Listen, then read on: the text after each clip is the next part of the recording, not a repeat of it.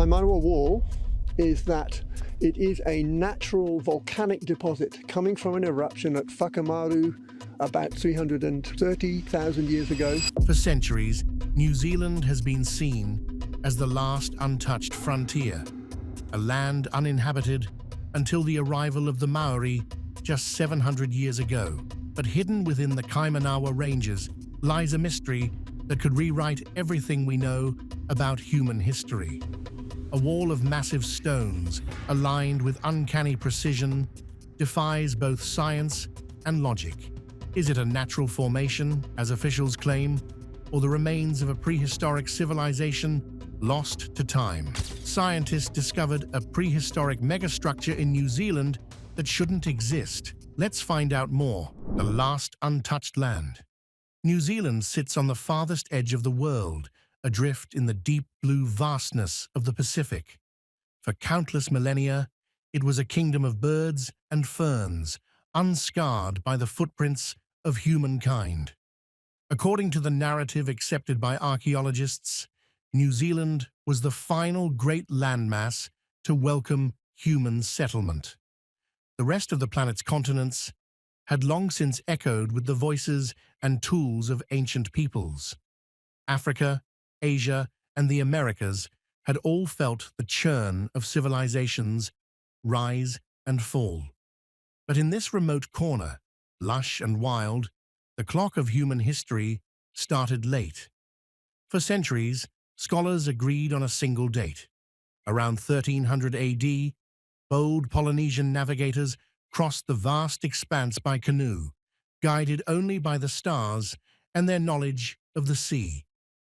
These ancestors of the Maori were pioneers, settling the islands and bringing with them a new era.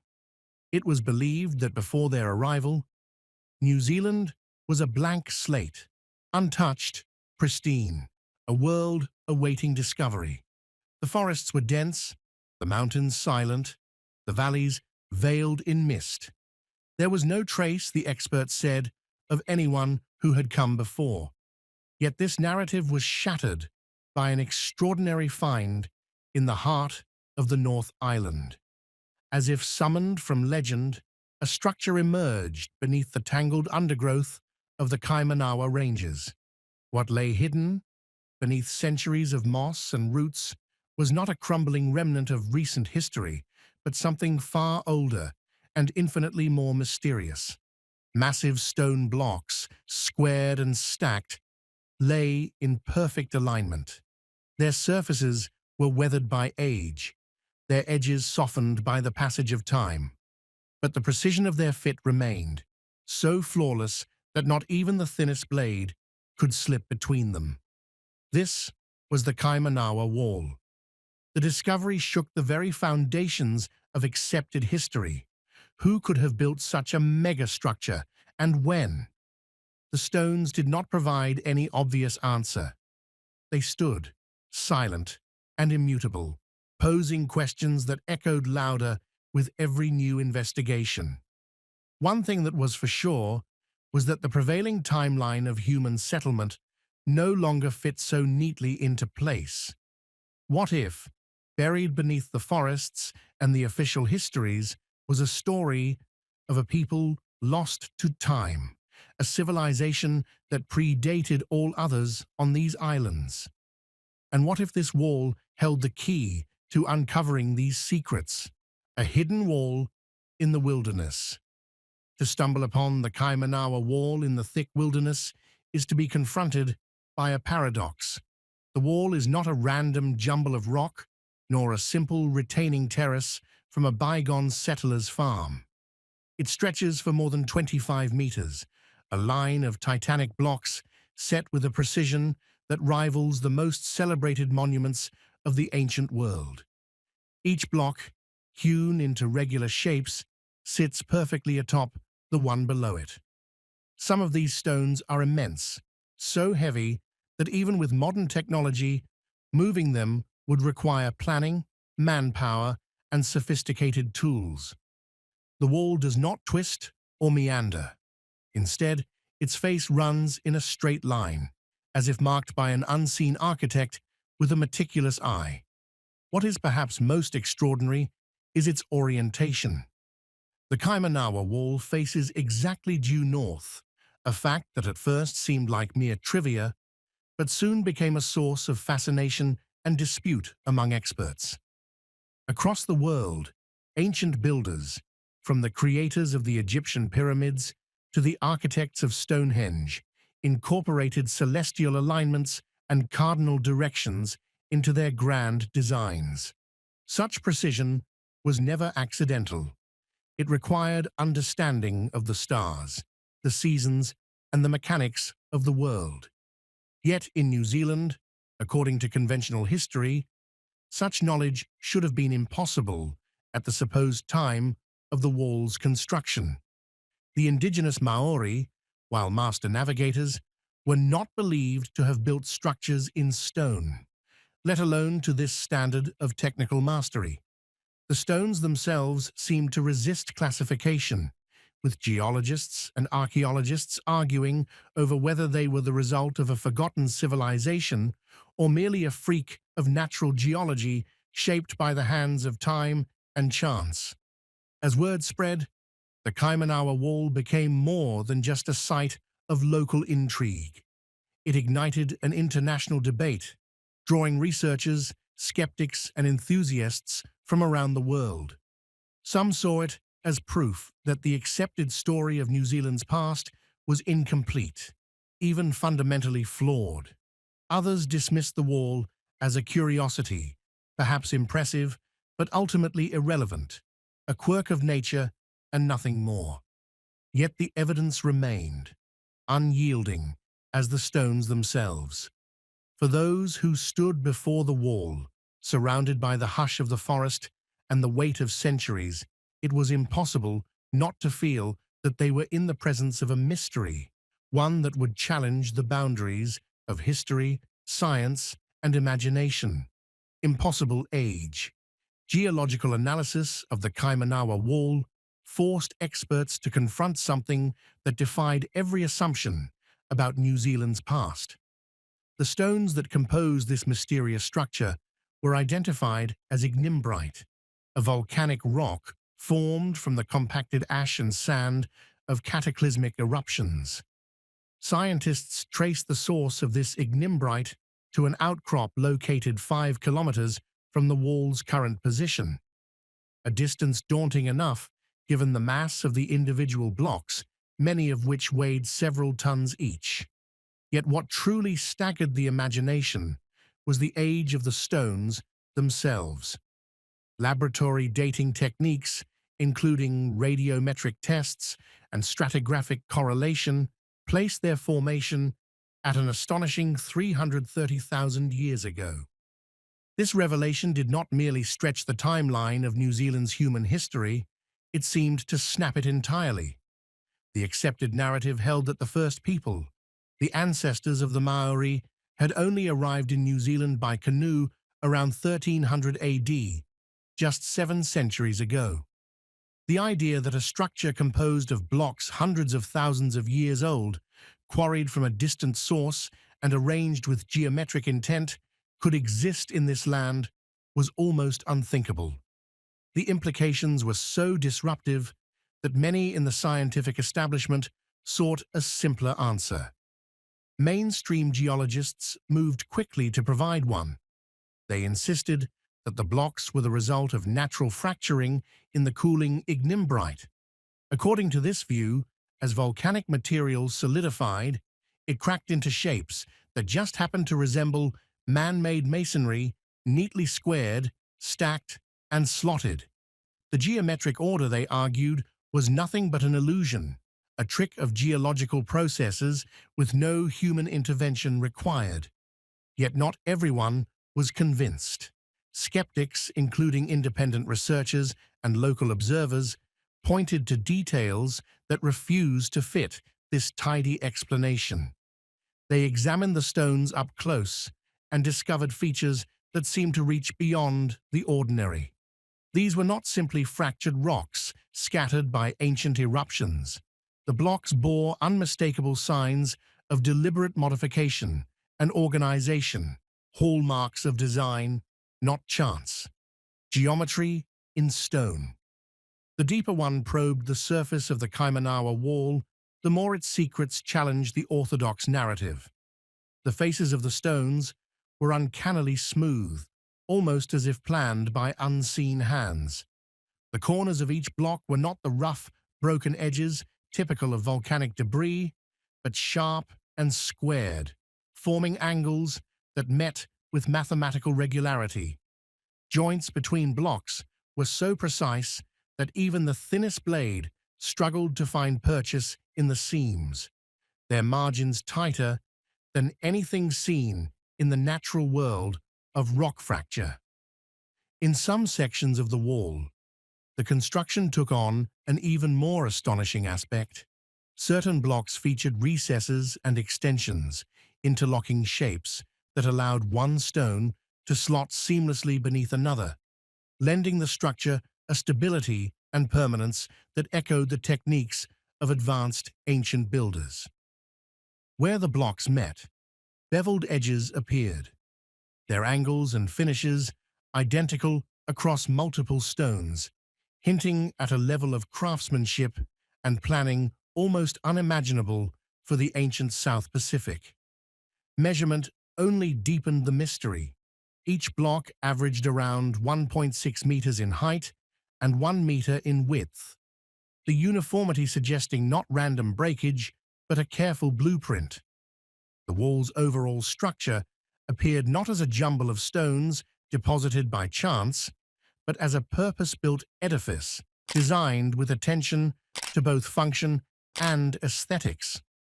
To many outside the mainstream, these features could not be dismissed. This was not nature's randomness, wrote one investigator after a close inspection. It was geometry in stone. It was design, intentional, precise, and beyond what the Maori or any known Pacific culture had ever built. The wall, with its ancient stones and engineered lines, stood as a silent rebuke to the accepted story of New Zealand, forcing all who encountered it to question not only who built it, but when, and most of all, how. The Brailsford investigation. In 1996, the debate around the Kaimanawa Wall reached a turning point when Barry Brailsford, a respected archaeologist and historian, stepped onto the site and undertook a methodical examination of its mysteries. Brailsford was known in academic circles for his careful approach to controversial finds, his reputation built on both skepticism and open-mindedness. Yet what he observed in the remote clearing of the Kaimanawa Ranges compelled him to challenge the established narrative. Brailsford meticulously documented the stone blocks that made up the wall, noting details that defied simple geological explanation. The stones were not random, jagged, or loosely scattered by natural forces, but precisely cut and shaped. Their faces, he wrote, were uncannily smooth, with no saw or adze marks, an observation that ruled out the possibility of modern toolwork, but also challenged the theory of accidental fracture. The joints, where each massive block met the next, were impossibly thin, so fine that a knife blade could barely slip between them. Such precision evoked the techniques of ancient master masons in places as distant as Peru or Egypt, not the random fractures expected from cooling volcanic rock. As Brailsford surveyed the area, he realized the visible wall was only part of something larger. Further up the hill, the tops of other stones protruded, suggesting a more extensive structure buried beneath the earth. This suggested a complex edifice, now mostly hidden by centuries of soil and forest, hinting at a lost architectural plan rather than mere geological coincidence. The structure's orientation provided another clue. Its alignment was due north, a precise feature rarely the result of accident in nature, but common in ancient monuments designed for astronomical or ceremonial purposes.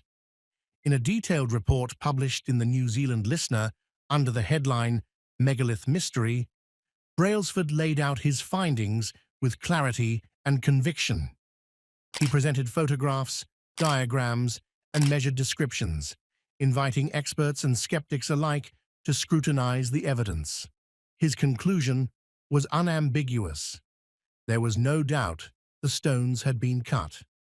Brailsford's report set off a firestorm. If his analysis was accurate, then someone had engineered and built the Kaimanawa Wall long before the Maori arrived in New Zealand. The implications were staggering. New Zealand's human history would be thousands, or even tens of thousands, of years older than the established record. The academic world was rocked by the idea, sparking heated debates in universities, museums, and the public arena. But this wasn't the only evidence he collected. Whispers of the Waitaha. Determined to go beyond physical evidence, Brailsford turned to another source of wisdom: the oral traditions of New Zealand's indigenous peoples. He sought out elders from the Waitaha, a group shrouded in mystery, often said to predate the Maori as the earliest settlers of Aotearoa. The Waitaha's history is preserved not in books, but in spoken stories, handed down through generations and thick with symbols and myth. What the Waitaha elders shared with Brailsford only deepened the enigma. They told him directly that the wall was not their work. According to their traditions, the structure was already ancient when their ancestors first arrived. It was, in their words, pre-Waitaha, built by a people whose name and story had faded even from the oldest memories. In their view, the Kaimanawa Wall was a relic of a civilization now lost to time, so old that even the ancestors' ancestors had only rumors and whispers to describe its makers. Brailsford pressed further, seeking out leaders from the Maori iwi, whose territories bordered the Kaimanawa Ranges. Their answers echoed those of the Waitaha. No one claimed knowledge of such monumental stonework. Maori oral histories, which contain rich detail about ocean voyages, battles, migrations, and landings, are silent on the existence of megalithic stone walls. If the wall had been built by their forebears, surely there would be mention in the chants and legends that record every significant achievement. Instead, the Maori denied any association with the wall, repeating that their people had never engaged in such construction. This lack of recognition provided further evidence to Brailsford's conclusion that human civilizations had been in New Zealand well before previously thought. Among both the Waitaha and the Maori, there were only faint echoes of earlier peoples. Others, whose names and stories had faded into myth, absorbed into the mists of prehistory. There were scattered tales of hidden ancestors, mysterious strangers, or forgotten tribes, but no concrete memory, no traceable genealogy. The wall stood as a mute testament to a vanished age, its builders lost to all living memory. If neither Maori nor Waitaha could explain the wall's origin, Brailsford was left facing a mystery that cut to the heart of New Zealand's past. Who had built this structure? When did they live? And why had their presence, so monumental and enduring in stone, been erased from every tradition, every record, every map of the known world? The Kaimanawa Wall, once dismissed as a curiosity, now loomed as the key to a chapter of human history, waiting to be rediscovered. Yet this rediscovery was about to be put on pause. Suppressed discoveries. Instead of permitting a full archaeological excavation, the New Zealand government swiftly declared the Kaimanawa Wall a natural geological formation. Official signs were installed at the site, warning off amateur sleuths and professional researchers alike. The Department of Conservation, acting on advice from mainstream geologists, dismissed any suggestion of a prehistoric structure as little more than pseudo-science. According to their official stance, The wall's clean lines and geometric regularity were the result of volcanic fractures in ignimbrite rock, nothing more. But for those who had seen the wall up close, who had measured the seamless joins between stones and run their fingers over the smooth, unmarked surfaces, the official explanation rang hollow.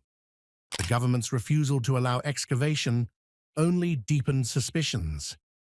This censorship bred an air of quiet rebellion among independent researchers and local Maori who felt that a vital part of their land's history was being ignored or actively buried. These suspicions were not confined to the Kaimanawa Wall alone. Other mysterious finds across New Zealand were similarly shrouded in secrecy and controversy. In the ancient forests of Waipua, archaeologists stumbled upon a series of stone foundations and enigmatic earthworks, hinting at more settlements predating the Maori. Yet as soon as these discoveries were made, a sweeping 75-year embargo was placed on all findings and field notes, sealing the evidence under government lock and key until the year 2063. The official reason was to protect the integrity of the site and prevent looting, but for many, it seemed like another act of deliberate suppression.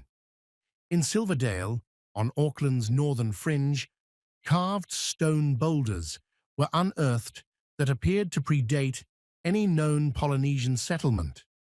Their shapes and the style of their engravings did not match any Maori tradition. Then, in the Kaingaroa forest, deep in the heart of the North Island, a series of rock carvings was found etched into ancient stone outcrops, their meanings and origins shrouded in mystery. The carvings suggested an unknown artistry, a vocabulary of symbols and geometry with no clear link to any known culture in New Zealand's past. Each of these finds, instead of being celebrated and thoroughly investigated, was met with silence or outright denial. The refusal to allow excavations, the embargoes, and the quick dismissals by authorities all contributed to a growing sense that something extraordinary was being kept from public view. Was it possible that New Zealand's history was not simply being neglected, but actively rewritten? For those who had glimpsed the evidence firsthand, the question was unavoidable. Was New Zealand hiding proof of a prehistoric civilization that should not exist, a culture whose presence would overturn everything believed about New Zealand's history? Not only that, but the history of the ancient world. Echoes across the Pacific.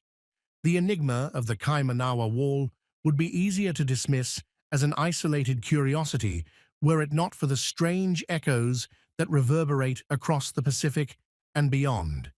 Scattered across the world, megalithic sites display uncanny similarities in design, construction, and astronomical orientation, a pattern that suggests more than mere coincidence. In the lost city of Nan Madol, built upon artificial islets off the coast of Micronesia, giant basalt columns are stacked in intricate patterns, their purpose and origin still uncertain. Farther afield, in the highlands of Peru, the ancient city of Cusco boasts cyclopean walls composed of massive polygonal stones, each fitted so precisely that not even a sheet of paper can slide between them. The stones of Sacsayhuaman curve and lock together with a mathematical perfection that defies modern engineering. In Egypt and Mesoamerica, the pyramids rise with their own mathematical and astronomical logic, constructed from millions of carefully quarried blocks. What links these sites is not just their scale and precision, but the echoes of technique and intention.